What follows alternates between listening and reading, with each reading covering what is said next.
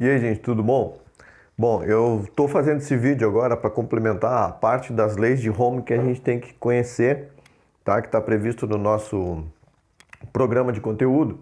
E aí nós vamos abordar agora o complemento da primeira lei de Ohm, que é a segunda, por consequência, a segunda lei de Ohm. Só para lembrar, a primeira lei de Ohm, a gente aprendeu que toda DDP aplicada em um sistema, um circuito, ela obedece a essa relação aqui, onde a resistência é diretamente proporcional à intensidade da corrente elétrica. Então, se eu dobrar a tensão, eu obrigatoriamente tenho que dobrar a intensidade. Vai acontecer, por consequência, a duplicação da intensidade da corrente elétrica. E se eu tiver que dividir a tensão pela intensidade e obtiver um valor constante nesse circuito, eu vou estar diante de um resistor ôhmico, que é o resistor que obedece essa lei aí, onde o Ohm, nos seus estudos, assim definiu através de experimentos. Legal. E agora vem a segunda parte, a segunda lei de Ohm. A segunda lei de Ohm tem na realidade, 4 observações que a gente tem que fazer aqui, que foram registradas por Ohm, no sentido de tu estudar esse fenômeno e relacionar o tipo de material do condutor que ele está usando, o comprimento que equivale, na realidade, o deslocamento o percurso que a carga elétrica vai estar percorrendo, né, a distância, e a seção transversal, que é na realidade a bitola ou a espessura do fio do condutor. E também tem aqui um outro ponto que a gente tem que abordar, que esses estudos normalmente foram feitos considerando uma temperatura ambiente de 20 graus Celsius, tá bem? Então, o que acontece? A segunda lei de Ohm é descrita ou é representada por essa expressão aqui. Lá na primeira lei de Ohm também ele observou a resistência. Aqui também ele vai observar a resistência, só que com esses parâmetros. Onde tem o Rho, tem o L, que o L é o comprimento, representado pelo comprimento, e S é a área da secção transversal. Bom, gente, de forma bem resumida, a resistência em um determinado condutor a uma temperatura constante de 20 graus Celsius, porque se variar essa temperatura, esse fenômeno vão ocorrer algumas variações. O que acontece? A resistência dele, tá, foi determinada através dessa expressão, onde o tipo de material do condutor, que é representado pela letra Rho, muito conhecida como resistividade. Eu costumo dizer que a resistividade é a identificação, a identidade do condutor, do material. Cada um tem um valor entre 0 e 1, tá bem? Quanto mais próximo de 1, maior a resistividade. Quanto mais próximo de 0, menor a resistividade, tá? Ele levou em conta o material que foi utilizado, levou em conta o comprimento do material que foi utilizado e levou em conta a espessura. Quanto maior a espessura, quanto maior a área da secção transversal, menor vai ser a resistência em relação às cargas elétricas dentro do condutor. Quanto menor a área, maior vai ser a resistência.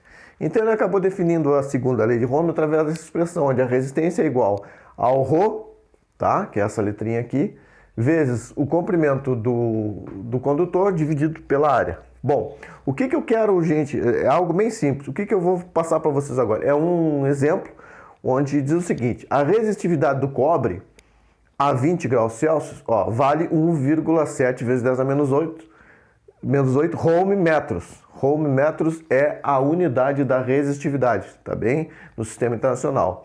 Qual é a resistência? Qual é a resistência desse cobre num condutor que tem 1 metro de comprimento e a bitola dele, ou a secção transversal dele, de 0,2 centímetros quadrados? Bom, os dados estão aqui, gente, ó.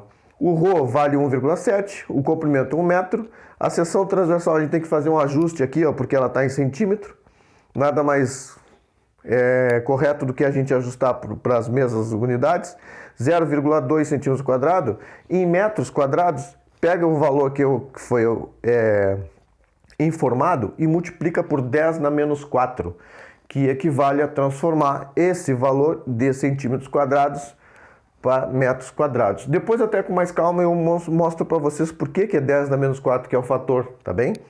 E eu quero saber a resistividade. Eu vou dar um pause, vou apagar a lousa aqui e a gente resolve esse exercício que é extremamente simples, tá bem?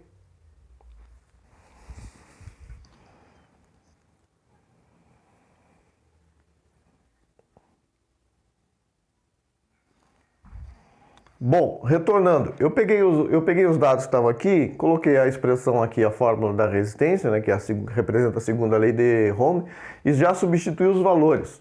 Trouxe para cá a resistividade, que é 1,7, multipliquei pelo comprimento, que é 1, não é isso? Ó, comprimento que é 1, e dividi pela área da secção transversal. Resolvendo em cima, gente, 1,7 vezes 10 na menos 8 vezes 1 é 1,7 vezes 10 na menos 8. Divididos por 0,2 vezes 10 na menos 4. Substituição só aqui dos valores na fórmula, tá bem? Lembrando, resistividade é a identificação do metal do condutor que a gente está utilizando. Varia, tá bem? Tem um valor, como eu já me referi, próximo de 0 ou próximo de 1. O L é o comprimento, o espaço que ele vai percorrer. E S é a área da secção transversal. Também, às vezes, gente, a gente tem que levar em conta isso aqui, ó. S é igual a πr ao quadrado. Seção transversal é πr ao quadrado, levando em conta que essa aqui nada mais é do que a área da circunferência, tá? Também alguns exercícios falam sobre diâmetro, área, raio, e aí a gente só vai ajustando. Bom, resumindo isso aqui, gente, eu tenho que dividir 1,7 dividido por 2. E aí, gente, o que acontece? Quando aparece continha de dividir com vírgula, eu uso o macete o seguinte, ó. Eu vou multiplicar por 10 esse número aqui, ó. Esse aqui, ó. Vou usar esse espacinho aqui, vai dar 17. Divididos. Vou multiplicar por 10 também esse cara aqui, ó. Vai dar 2. Sumiu a vírgula. 17 por 2 dá 8. 2 vezes 8, 16. Sobrou 1, 0,2 vezes 5, 10. Carinha feliz. Então, esse valor aqui corresponde a 8,5 vezes 10. Repete a base. E agora, como eu estou fazendo divisão, eu tenho que diminuir esses dois números aqui, ó. E diminuir esses dois números nada mais é do que fazer isso aqui, ó. Menos 8 menos 4. Menos 8 mais 4 vai dar menos 4. Menos 4 Ohm metros. Essa é a resistência desse condutor, que é o cobre, é isso? A resistividade do cobre a 20 graus Celsius é 1,7. Qual é a resistência que ele vai oferecer aos elétrons, tendo essas dimensões, essas características aí? Ele vai ter essa resistência aqui, ó. 1,5 vezes 10 na menos 4, Ohm metros. Ohm, a letrinha do Ohm é uma cobrinha, né? Tá bem, gente? Fica aí o exemplo, eu vou mandar para vocês mais material depois e dessa vez agora eu quero que vocês me mandem o retorno com os exercícios que eu vou mandar para vocês no nosso portal, tá bem? Acho que ficou claro. À medida que dúvidas forem aparecendo, a gente está aí à disposição para ajudar vocês. Saúde e paz para todos e eu sempre pergunto para vocês o que significa isso aqui. Beijo, tchau!